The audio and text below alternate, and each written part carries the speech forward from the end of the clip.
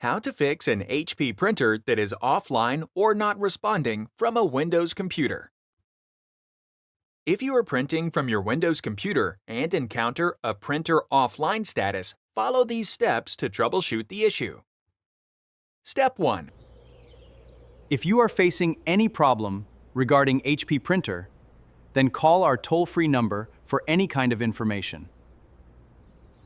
Step 2. Set the default printer. From the taskbar, search for and open Printers and Scanners. Under Printing Preferences, make sure the Let Windows Manage My Default Printer option is toggled off. Select your printer from the list to open the Options menu. Select the Set as Default button in the top right corner to set the printer as the default option. In case you are facing any issue with your HP printer device, get in touch with our HP printer expert